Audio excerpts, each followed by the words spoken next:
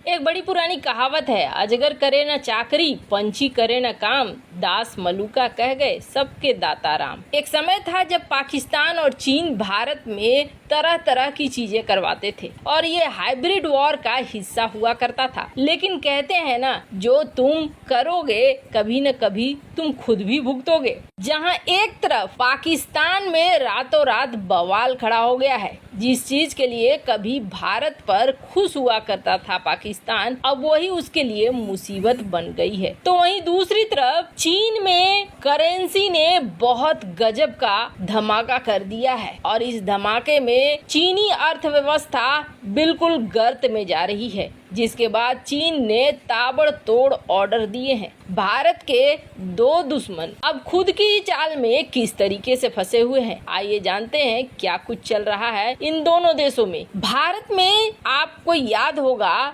जब चल रहा था किसानों का प्रदर्शन, तब बहुत मुश्किलें हुई थी। हालांकि भारत सरकार ने जो कानून लाया था इसको लेकर मतभेद है। कई एक वर्ग है जो मानता है कि ये कानून सही था और इस कानून से भारत को बहुत फायदा होता, किसानों को भी फायदा होता। तो वहीं दूसरा वर्ग है जो मानता है कि ये कानून सही नहीं था। आखिरकार पीएम मोदी ने इन 3 कानूनों को वापस ले लिया था और जब पीएम मोदी ने 3 कानूनों को वापस लिया था तो देखिए किस तरीके से पाकिस्तान की अखबार ने बिल्कुल छापा था कि एकदम से प्रोटेस्टर्स को जीत मिल गई, सरप्राइज तरीके से जीत मिल गई, क्योंकि मोदी ने बैक ले लिया, वापस से ले लिया। हालांकि मौजूदा सरकार जल्दी से कानूनों को वापस नहीं लेती है, इसलिए उन्होंने ये लिखा कि सरप्राइज था ये। रिपोर्ट ये भी आई कि जो भारत में फार्मर प्रोटेस्ट हो रहा था उसको लेकर पाकिस्तान का आईएसआई शामिल था। बहुत तरह के अलर्ट भी आए, इंटेलिजेंस रिपोर्ट भी आई।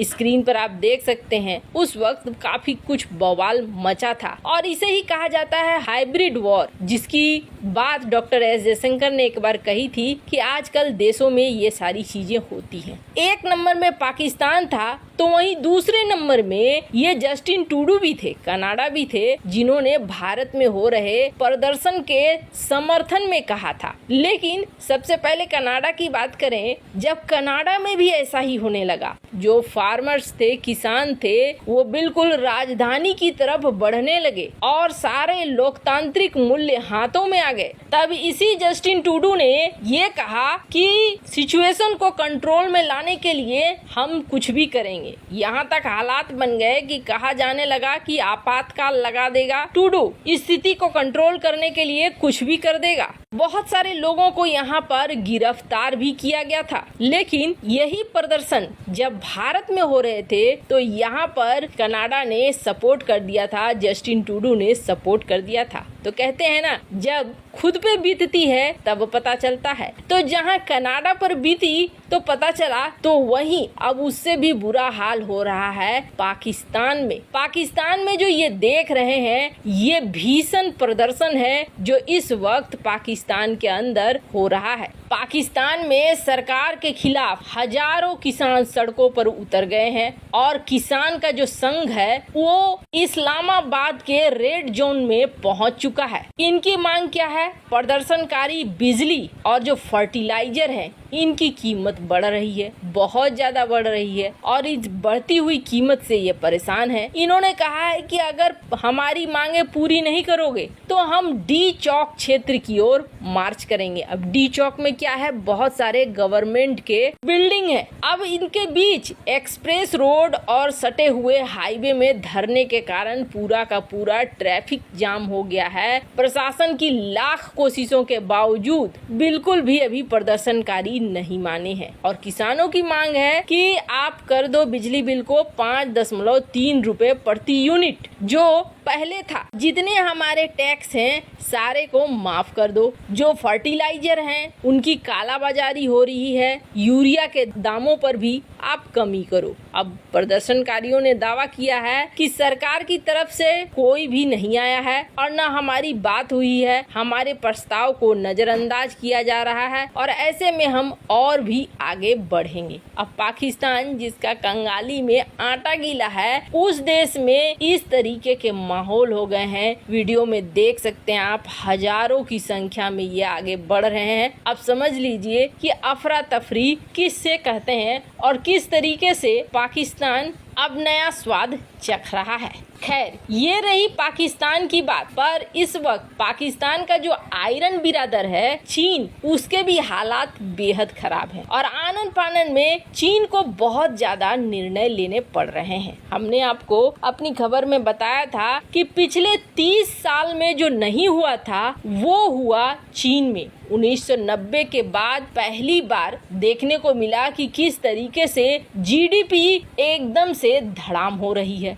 कभी पाकिस्तान अर्थव्यवस्था के टॉप के देशों में आता था अपनी जीडीपी ग्रोथ के मामले में, और ये बहुत बड़ी सच्चाई है। यूं ही तो चीन सुपर पावर नहीं बना है, लेकिन वर्ल्ड बैंक ने खुलासा कर दिया और इस खुलासे में कहा कि नहीं, जो आप देख रहे हैं चाइना, इसकी ग्रोथ रेट जो पहले अनुमान की गई थी कि 5% होगी, वो 3.2% होगी। वैसे आपको बता दें, अक्सर चाइना का एवरेज 7-8 के पास रहा है, लेकिन इस बार बहुत ही गंदे तरीके से जो दुनिया की दूसरी सबसे बड़ी अर्थव्यवस्था है चाइना, उसकी ग्रोथ रेट कट रही है। कहा जा रहा है कि 2022 में 3.2 तो बहुत ज्यादा बोल दिया, हो सकता है 2.8 ही रहे। और सबसे मजे की बात क्या है ना, ये एशिया के अन्य देशों की निकाली गई और कहा गया 23 ऐसे देश हैं जिनकी ग्रोथ रेट होगी 5.3%, यानी कि चाइना से फिर भी बेहतर होगी। अब चाइना में ये सब कुछ अचानक से क्यों हो गया है, तो आपको बता दें, चाइना में इसलिए हुआ है क्योंकि एक तो महामारी की वजह से लॉकडाउन लगा, और दूसरी बड़ी बात ये हो गई कि जीरो कोविड पॉलिसी को अभी भी पालन कर रहा है। रियल एस्टेट में बहुत ज्यादा गिरावट आ गई, जहां पैसे लगाए थे चीनियों ने। चीन में भी ये बहुत बड़ी बात है कि चीनी बैंक में पैसा रखने की बजाय रियल एस्टेट में लगाते हैं, और वो सेक्टर ही डूब गया था। अब स्थिति ऐसी हो गई है जो पहले कभी नहीं हुआ था। चाइना की करेंसी बहुत बुरी तरीके से गिर चुकी है। स्क्रीन पर आप देख सकते हैं आर्टिकल, चाइना की करेंसी 2008 की तुलना में इस वक्त बहुत बुरी गिरी हुई है। $1 चाइना के 7.2 युआन के बराबर हो गया है। अब यहाँ पर समस्या ये हो गई है कि चीन ने सीधे सीधे अपने बैंकों को ऑर्डर दे दिया है कि तुम ऐसा करो, इंटरेस्ट रेट को घटाओ। वहीं अपने कई सहयोगियों के साथ चाइना कह रहा है कि हमसे हमारी करेंसी युआन में व्यापार करो। और सबसे बड़ी बात है कि चाइना इस चीज को इस्तेमाल करता। चाइना के ऊपर कई बार आरोप लगता है कि ये करेंसी जानबूझकर गिराता है ताकि एक्सपोर्ट करने से ज्यादा पैसा आए। इस बार वो भी नहीं कर पा रहा है। ग्लोबल सप्लाई चेन टूटा हुआ है और चाइना खुद इस वक्त जीरो कोविड पॉलिसी वगैरह का पालन कर रहा है, तो ये उस मुनाफे को कमा नहीं पा रहा है। यानी कि इस बार जो करेंसी में गिरावट आई है, ये गिरावट चीन ने खुद नहीं की है। वैसे इन सब मामले में आपकी क्या राय है, कमेंट कर जरूर बताएं। जल्द मिलते हैं अगले वीडियो में नई खबर के साथ।